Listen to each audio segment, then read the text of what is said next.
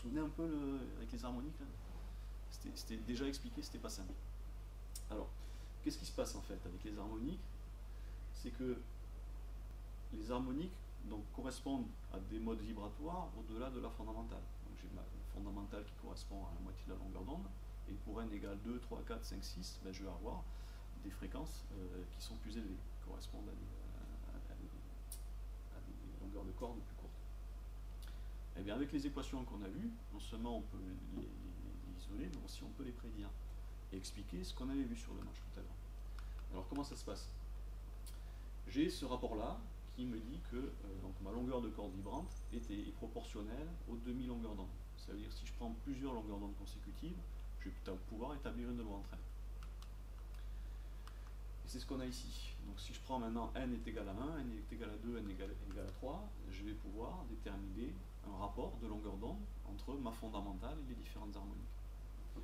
Et je vais voir que entre ma fondamentale et la première harmonique, j'ai un rapport de 1 sur 2. Donc ici, quand je fais une harmonique ici, 1 sur 2 c'est mon octave. Effectivement, c'est l'octave, je retrouve bien ce que j'avais.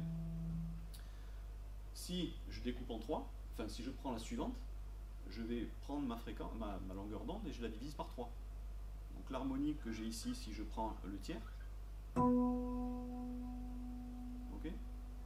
ça correspond à la troisième, et je suis bien ici sur une quinte. C'est ce que j'avais tout à l'heure. Et je suis sur une quinte à l'octave.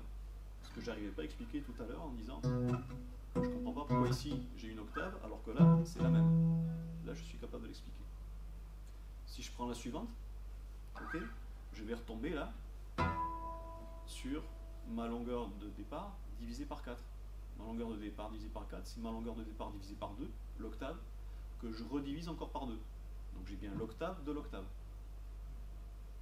Donc mes harmoniques, elles sont en nombre infini, de manière théorique.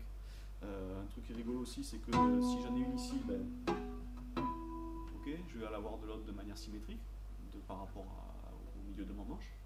Et maintenant, je suis capable d'expliquer quelle est la note qui sort par rapport au positionnement sur le manche. Plutôt cool, non? Alors, son métallique plus près du chevalet.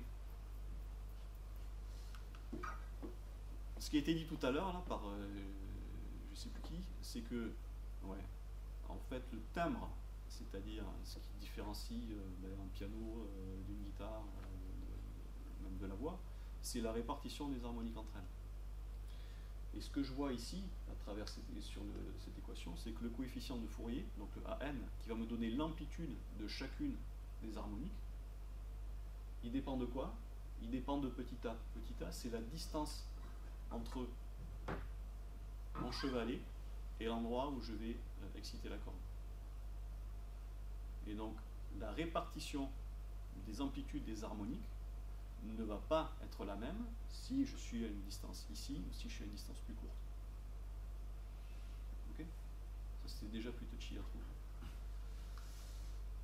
Plus je pince ma corde, plus le son sonne fort. Je reprends la même chose. Et ici, il faut juste remarquer que les coefficients de Fourier, donc qui déterminent l'amplitude, ils sont tout simplement proportionnels à la hauteur de laquelle j'ai déplacé ma corde avant de la relâcher. Donc, plus je déplace, plus c'est fort. Et c'est ce qu'on écrit ici.